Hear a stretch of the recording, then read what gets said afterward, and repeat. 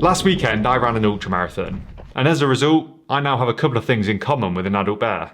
While successfully completing my first official 50k event, I burned over 5,000 calories, which is about the same amount as a Florida black bear eats in a full day. And secondly, possibly even more interestingly, I came to realise that bears weren't the only mammals that shit in the woods. Needless to say, during this event I expended a lot of energy, and therefore needed to consume a lot of food to fuel that run. But I was acutely aware of how the last time I ran a distance similar to this, my first marathon back in April, I was underfueled, dehydrated and sort of blew up towards the end. So with that recent traumatic experience firmly lodged in my mind, I did my research and made a proper nutrition plan this time around. So on Friday evening, Lil and I drove to the Lake District, to the town of Kendal, and the next morning I made my way to the start line in the famous Cumbrian drizzle. So I'm sure you'll have a lot of questions. What did this nutrition plan consist of? Was I able to eat and drink enough to prevent a mid-run meltdown? And finally, what was more traumatic? Pulling up short in the marathon with cramp or shitting behind a tree? Well, for all that and more, let's get into the video.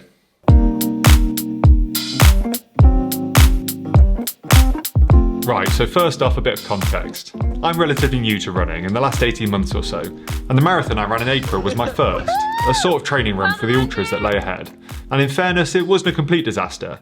Yes, I did pull up with cramp literally 500 metres from the finish, but I was able to pull myself together and hobble across the line in a still respectable time of 3 hours and 27 minutes. So shitting in the woods was far more traumatic than this.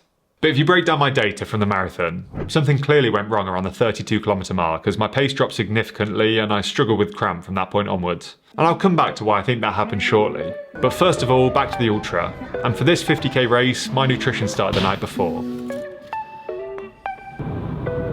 So we've just stopped about halfway. We're on an M6 service station at the moment, and I think this is probably the first time I've ever had a meal at an M6 service station that's not been a meal deal or a Mackey's. So what we've got is a nice bit of roast chicken and vegetables with some hummus and harissa paste. There's a good amount of sweet potato and regular potato in this, but there's not an excessive amount of carbs or fat or anything really. It's a fairly bland meal. But it's tasty, nutritious, and it won't have me waking up in the middle of the night with reflux or diarrhea. So that ticks most of my boxes for a pre-race meal.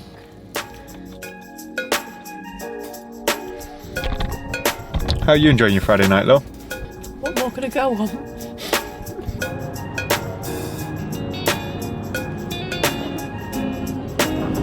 Welcome to the north.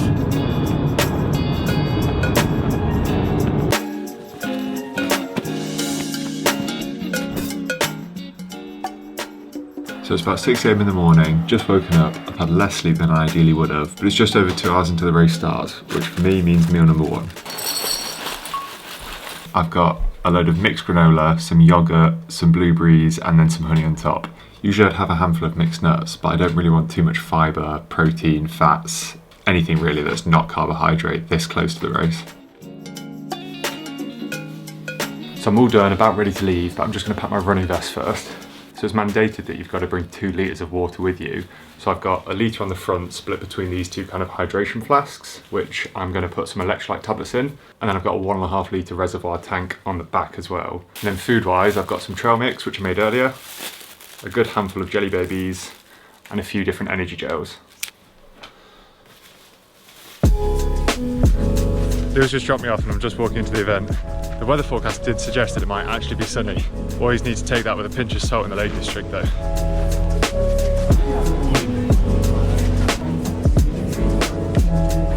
I got registered and had a cup of coffee, followed by a last minute banana. So it's just started tipping it down. So everyone's huddling inside. I did get given a free event buff. So it should be fun. I applied some Vaseline to my high-risk chafing spots before doing a group warm-up in the rain.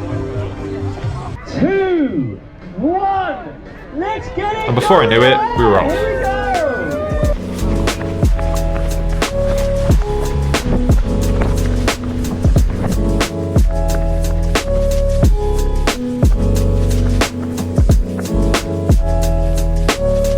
Because we arrived here late last night, we didn't really see much of the scenery or take much notice.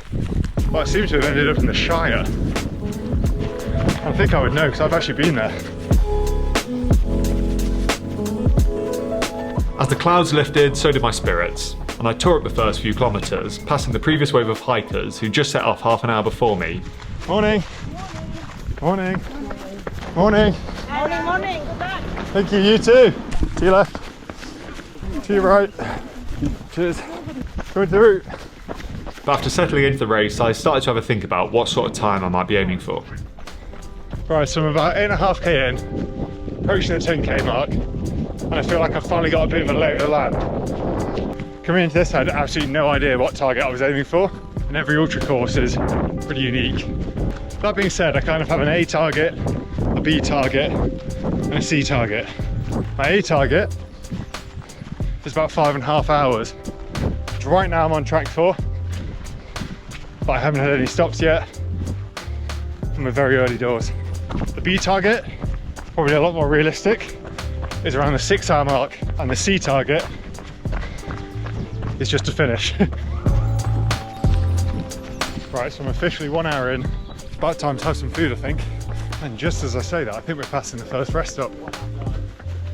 So this first stop was at 10k, up until which I've been sipping on electrolytes and water. I was using the Science and Sport electrolyte tablets, which are the best tasting ones I've tried so far. But so far I hadn't had any food. But the second part of my race nutrition plan was to eat small and regular. So just at the rest stop, I'm going to be nice and quick here. I don't think I'll grab any food, I'll just have some of my own stuff. Although I was burning roughly 800 calories an hour, I was only able to absorb between 200 and 300 calories an hour whilst running. This is because digestion requires huge amounts of blood flow to the gut, most of which is being diverted to your muscles during exercise. So by eating small amounts of predominantly carbohydrates regularly, I was hoping to maximise the potential for consumed calories, whilst minimising any gut mishaps. Perfect, thank you. You're welcome. Actually completely fuck that, I've got apple danishes. Gonna take that on the road with me. Teenage cancer trust! Good luck, guys. Ominous looking clouds in front, beautiful sunshine behind. Let's hope the wind's blowing that way.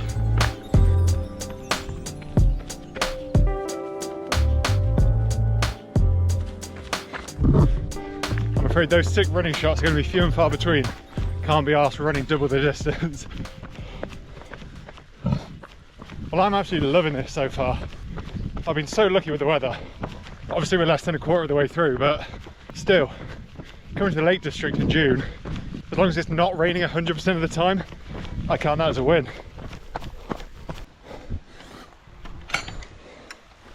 So the total elevation for this run is, I can't exactly remember, it's about 1200 meters maybe. I'm pretty sure the majority of that is in the first half of the run. So yeah, 13k in. I've done just under 300 meters of ascent. So actually that doesn't sound like I've done loads more in this first quarter than I might do in the last quarter. Maybe it's this next bit that's terrible.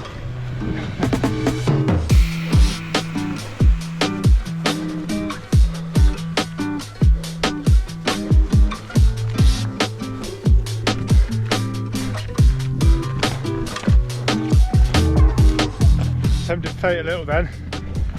Heart rate through the roof. But I need to take it easy up those steep climbs because I don't have a lot of them in me. Tell you what, that climb was a bit brutal, wasn't it? Just a bit. Yeah. So aside from the distance, the biggest challenges of most ultramarathons compared with road running races are the terrain and the elevation. These ultras are usually on trails and over hills that present their own challenges. I live in Nottingham, which is a relatively flat part of the UK, so I normally have quite a drive to get to any routes with significant undulations, and even then I'm able to run at most hills. But with this route, the ascents were steeper and longer than I was used to, meaning large portions of this race, I was walking rather than running. This is totally normal for most people and most ultras, but as a novice in these events, it's quite hard to get used to. I found it difficult to find a rhythm with my running, because every kilometre or so the gradient was changing or the surface underfoot is suddenly very different.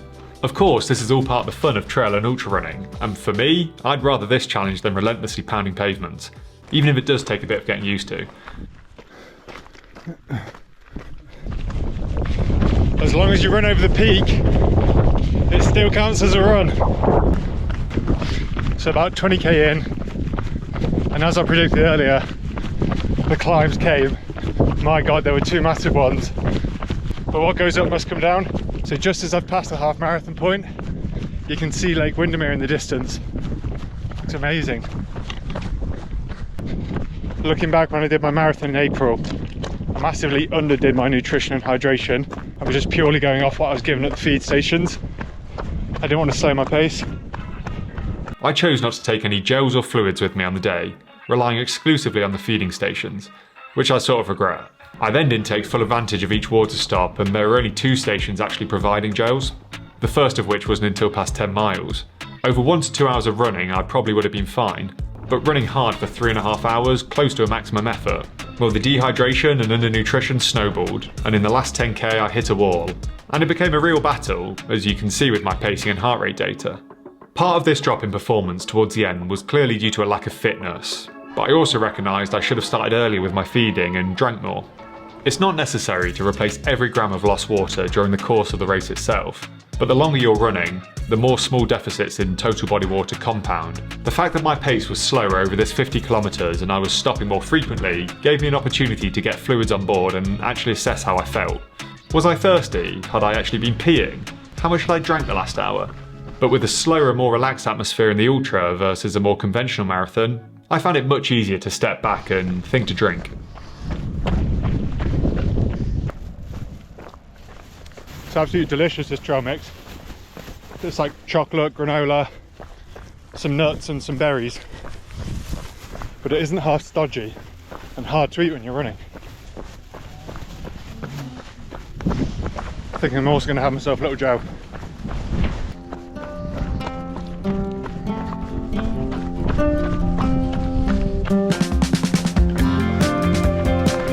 Just about to hit halfway. Lake Windermere in the sunshine, looking like an absolute worldie.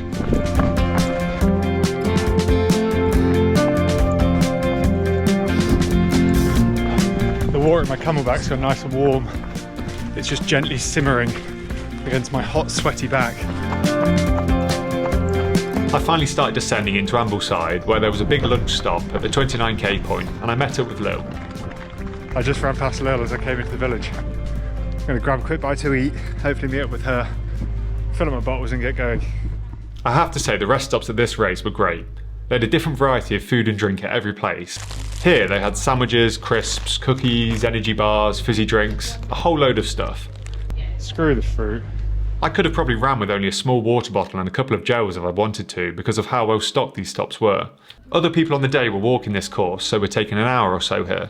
And if I was going further than 50k on the day, I might have spent longer here, eating more and giving myself a chance to actually digest some of the food to make up for the calorie deficit that I was accruing. But because I was only doing 50k and being a runner with a target time in mind, I kept these stops quite brief. I spent about 15 to 20 minutes here to eat, fill up my water tanks, sort out my feet and catch up with Lil. How you doing? Yeah, right, So fast. You think? Like, I was really shocked, yeah. I've kind of done the cardinal sin of ultra running. I'm wearing brand new trail shoes. But hear me out, we went on holiday to Chamonix last week. And my old trail shoes, which are well broken in, that I was planning on wearing today, and then buying a new pair for my next ultra, but they started falling to bits. So I ordered a new pair, which were these, and they only just arrived in time.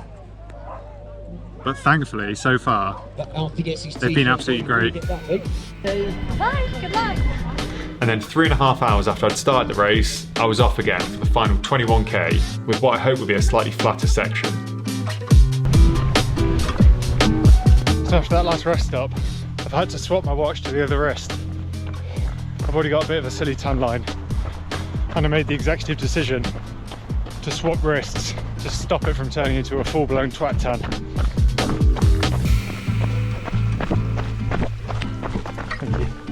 Feeling a little sluggish after that rest stop. I don't know if it was the cookie, the Pepsi, or if it's just the distance getting to me. Probably a combination of all three. Just gone through 34k though, 10 miles to go. This was always going to be the hardest bit. Yes, I was tired and had a tummy full of food churning around, but after squatting behind a tree and taking a moment to compose myself, I magically felt a whole lot better. If a little ashamed at what was a first for me, but an ultra running rite of passage. Feeling okay, legs have felt better, and the pace has definitely slowed from what I was doing earlier before that ascent, which is fine, taking into account the rest stops, toilet breaks, and fatigue in the legs. I think I'm looking at target B now. So just over 12k to go. Let's try and finish strong. And if I am struggling, I've always got the jelly babies for support. 6 hours seemed like a realistic target here and something I would have been thrilled with. At this point, I had no idea where that time would put me amongst other people, and that frankly wasn't the point of this event. For me and most other people, it was a chance to challenge ourselves and do it all in an amazing setting. And we were all let off in different waves anyway, mixed in with hikers and joggers. And there were also about 4 different races going on this day with slight variations of the same route and different distances. This meant it really did feel like everyone was running their own race, and it felt wildly different to a conventional marathon. Everyone I spoke to on the day had their own reasons for running, and a couple of guys I was chatting to doing the 100k option were literally running their first marathon that day, but multiple times over. That's a marathon right there. Only another one. The point is, your position doesn't matter and your time is personal to you. This event just felt like a great day out and a chance for people to push themselves beyond what they thought they were capable of. It's the last few little baby hills now. I feel sorry for anyone running behind me, because I probably have some legendary arse crack sweat right now.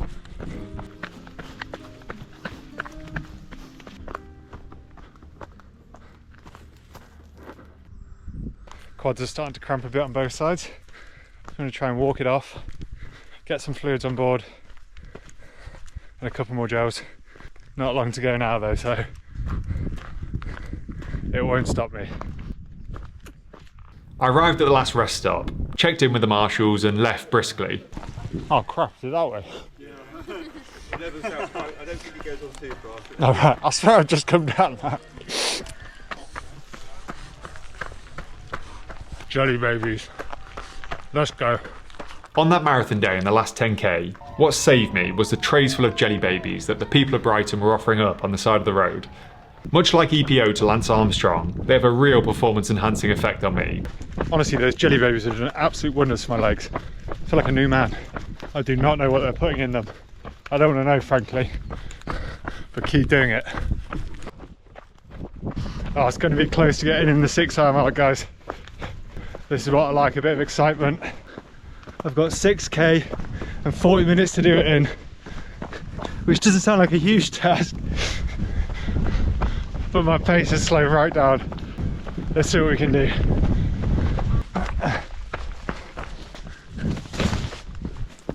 I don't know why I thought these last few kilometres would be plain sailing and I'd cruise through to the finish line. I was still running predominantly on rugged trails with big rocks, tree roots and mud pits garnishing the route. But at this point it wasn't that long to go, so I opened up the tanks. 1 mile to go. This course is trying to stop me.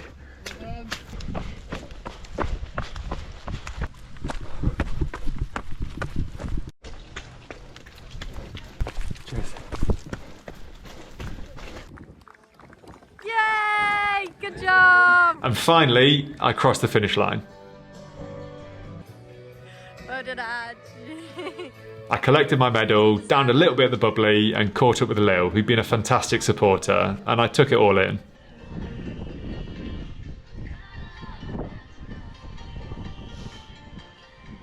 Do you need anything? No, just some time. My final time was 6 hours and 14 seconds, for fuck's sake. But nonetheless, it was such a great day. Thanks, buddy. Thanks very much. I grabbed some hot food and a slice of cake and sat down for a good hour before I came back to equilibrium. And all in all, I think my nutrition plan worked. There were no major catastrophes and I performed well enough to end up 6th overall. And where I just finished was actually just the halfway point for the people running the 100k, and I looked at them as they came into this stop, looking exhausted, and had a real sense of admiration towards them, because I felt how they looked and couldn't imagine running that distance twice over. And instead of continuing to run, I spent that evening maximising my recovery in a beer garden, followed by a pub meal. Thankfully though, I won't have to imagine what it feels like to keep going for very long, because this was all just a dry run for my 100k next month. And sat here a few days later, I feel excited for the challenge. I think it's a sort of cognitive dissonance runners can get, where you convince yourself that doing these silly endurance events are actually really fun. But anyway, if you want to see how that next challenge goes, subscribe or drop me a follow on Strava if you like so you don't miss it. And I'll see you again next time.